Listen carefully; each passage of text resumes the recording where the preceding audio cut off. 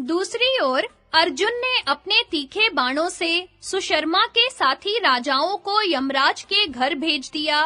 तब सुशर्मा भी अपने बाणों से अर्जुन को घायल करने लगा। उसने 70 बाणों से श्री कृष्ण पर और 9 से अर्जुन पर वार किया, किंतु अर्जुन ने उन्हें अपने बाणों से रोककर सुशर्मा के कई वीरों को मार डाला। इस प्रकार कल्पांतकारी काल के समान अर्जुन की मार से भयभीत होकर वे महारथी मैदान छोड़कर भागने लगे। उनमें से कोई घोड़ों को, कोई रथों को और कोई हाथियों को छोड़कर जहां-तहां भाग गए। त्रिगर्त राज सुशर्मा तथा दूसरे राजाओं ने उन्हें रोकने का बहुत प्रयत्न किया, परंतु फिर युद्ध क्षेत्र में उनके पैर नहीं जमे। सेना को इस प्रकार भागती देखकर आपका पुत्र दुर्योधन त्रिगर्त राज की रक्षा के लिए सारी सेना के सहित भीष्म जी को आगे करके अर्जुन की ओर चला।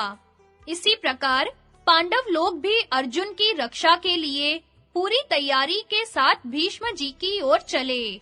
अब भीष्म जी ने अपने बाणों से पांडवों की सेना को आच्छादित करना आरंभ किया।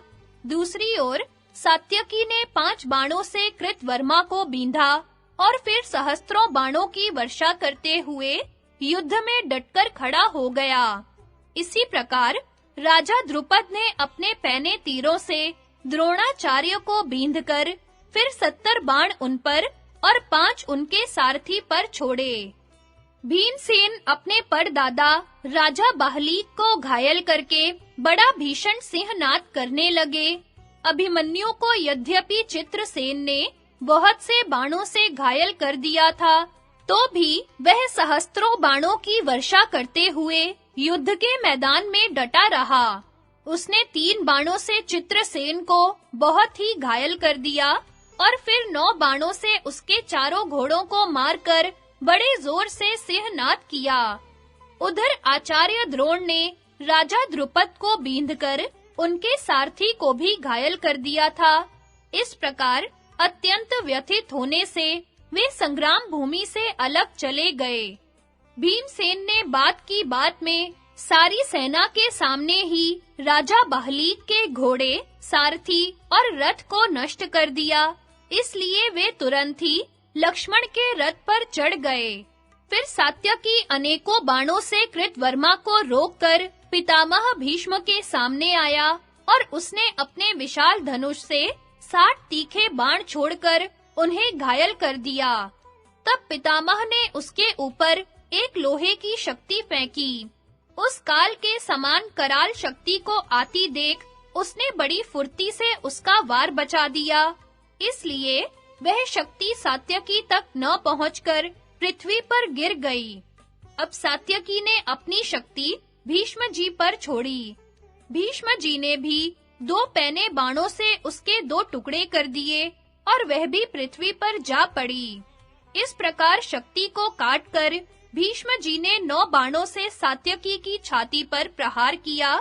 तब रथ, हाथी और घोड़ों की सेना के सहित सब पांडवों ने सात्यकी की रक्षा करने के लिए भीष्म जी को चारों ओर से घेर लिया। बस अब कौरव और पांडवों में बड़ा ही घमासान और रोमांचकारी युद्ध होने लगा।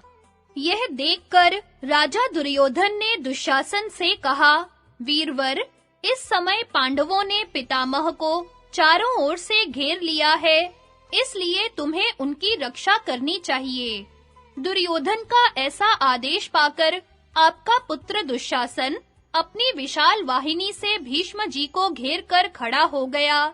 शकुनी 1 लाख सुशिक्षित घुड़सवारों को लेकर नकुल, सहदेव और राजा युधिष्ठिर को रोकने लगा तथा दुर्योधन ने भी पांडवों को रोकने के लिए 10,000 घुड़सवारों की एक कुमुक भेजी। तब राजा युधिष्ठिर और नकुल सहदेव बड़ी फुर्ती से घुड़सवारों का वेग रोकने लगे तथा अपने तीखे बाणों से उनके सिर उड़ाने लगे। उनके धड़ाधड़ गिरते हुए सिर ऐसे जान पड़ते थे मानो वृक्षों से फल गिर रहे हों। इस प्रकार उस महासमर में अपने शत्रुओं को परास्त कर पांडव लोग शंख और भेरियों के शब्द करने लगे। अपनी सेना को पराजित देखकर दुर्योधन बहुत उदास हुआ। तब उसने मद्रराज से कहा, राजन, देखिए, नकुल सहदेव के सहित ये ज्येष्ठ पांडु पुत्र आपकी सेना को भगाए देते हैं। आप इन्हें रोकने की कृपा करें। आपके बल और पराक्रम को हर कोई सहन नहीं कर सकता। दुर्योधन की यह बात सुनकर मद्रराज शल्य रथ सेना लेकर राजा युधिष्ठिर के सामने आए।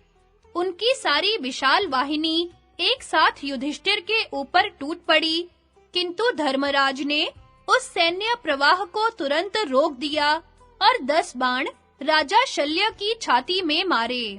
इसी प्रकार नकुल और सहदेव ने भी उनके साथ-साथ बाण मारे।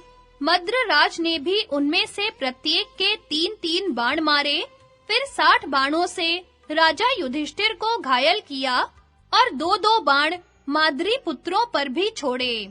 बस दोनों ओर से बड़ा ही घोर और कठोर युद्ध होने लगा।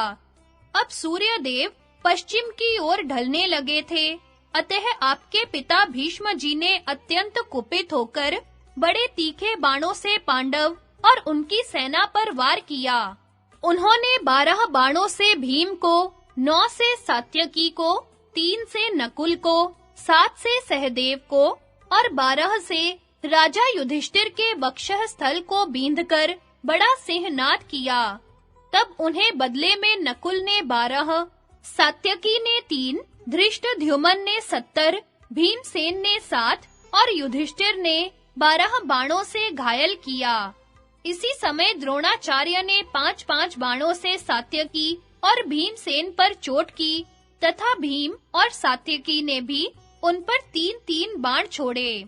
इसके बाद पांडवों ने फिर पितामह को ही घेर लिया, किंतु उनसे घिरकर भी अजेय भीष्म वन में लगी हुई आग के समान अपने तेज से शत्रुओं को जलाते रहे। उन्होंने अनेकों रथ, हाथी और घोड़ों को मनुष्यहीन कर दिया। उनकी प्रत्यंचा की बिजली की कड़क के समान टंकार सुनकर सब प्राणी कांप उठे और उनके अमोघ बाण चलने लगे। भीष्म जी के धनुष से छूटे हुए बाण योद्धाओं के कवचों में नहीं लगते थे, वे सीधे उनके शरीर को फोड़कर निकल जाते थे। चेदी, काशी और करुष देश के 14,000 महारथी जो संग्राम में प्राण देने को तैयार और कभी पीछे पैर नहीं रखने वाले थे, भीष्म जी के सामने आकर अपने हाथी, घोड़े और रथों के सहित नष्ट होकर परलोक में चले गए। अब पांडवों की सेना इस भीषण मार-काट से आर्तनाद करती भागने लगी। यह देखकर श्री कृष्ण ने अपना रथ रोककर अर्जुन से कहा, कुंती नंदन, तुम जिसकी प्रतीक्षा में थे, वह समय अब आ गया है। इस समय यदि तुम मोहग्रस्त नहीं हो, तो भीष्म जी पर वार करो। तुमने विराट नगर में राजाओं के एकत्रित होने पर संजय के सामने जो कहा था कि मुझसे संग्राम भूमि में भीष्म, द्रोण आदि जो भी धृतराष्ट्र के सैनिक युद्ध करेंगे, उन सभी को मैं उनके अनुयायियों सहित मार डालूंगा। उस बात को अब सच करके दिखा दो। तुम क्षात्र धर्म का विचार करके बेखटके युद्ध करो। इस पर अर्जुन ने कुछ बेमन से कहा, अच्छा, जिधर भीष्म जी है, उधर घोड़ों को हाँक दीजिए, मैं आपकी आज्ञा का पालन करूंगा और अजेय भीष्म जी को पृथ्वी पर गिरा दूंगा। तब श्री कृष्ण ने अर्जुन के सफेद घोड़ों को भीष्म जी की ओर हाँका। अर्जुन को युद्ध के लिए भीष्म के सामने आते देख युधिष्ठिर की विशाल वाहिनी फिर लौट आई। भीष्म जी ने तुरंत ही बाणों की वर्षा करके अर्जुन के रथ को सारथी और घोड़ों के सहित ढक दिया। उनकी घनघोर बाण वर्षा के कारण उनका दिखना बिल्कुल बंद हो गया, किंतु श्री कृष्ण इससे तनिक भी नहीं घबराए। वे भीष्म जी के बाणों से बिंधे हुए घोड़ों को बराबर हाँकते रहे। तब अर्जुन ने अपना दिव्य धनुष उठाकर अपने पैने बाणों से भीष्म जी का धनुष काटकर गिरा दिया। भीष्म जी ने एक क्षण में ही दूसरा धनुष लेकर चढ़ाया किंतु अर्जुन ने क्रोध में भरकर उसे भी काट डाला। अर्जुन की इस फुर्ती की भीष्म जी भी बड़ाई करने लगे और कहने लगे, वाह महाबाहु अर्जुन, शाबाश, कुंती के वीर पुत्र, शाबाश। ऐसा कहकर उन्होंने एक दूसरा धनुष लिया और अर्जुन पर बाणों की झड़ी लगा दी। इस समय घोड़ों की चक्करदार चाल से भीष्म जी के बाणों को व्यर्थ करके श्री कृष्ण ने घोड़े हाँकने की कला में अपना अद्भुत कौशल प्रदर्शित किया। किंतु युद्ध में अर्जुन की शिथिलता और भीष्म जी को युधिष्ठिर की सेना के मुख्य वीरों का संहार करके प्रलय सी मचाते देखकर उन्हें सहन नहीं हुआ। वे झट घोड़ों की रास छोड़कर कूद पड़े और सिंह के समान गरजते हुए पैदल ही चाबुक लेकर भीष्म जी की ओर दौड़े। उनके पैरों की धमक से मानो पृथ्वी फटने लगी और क्रोध से आंखें लाल हो गईं। उस समय आपकी ओर के वीरों के हृदय तो सुन्न से हो गए और सब ओर यही कोलाहल होने लगा कि भीष्म जी मरे। श्री कृष्ण रेशमी पीतांबर धारण किए थे, उससे उनका नील मणि के समान श्याम सुंदर शरीर विद्युलता से सुशोभित श्याम मेघ के समान जान पड़ता था।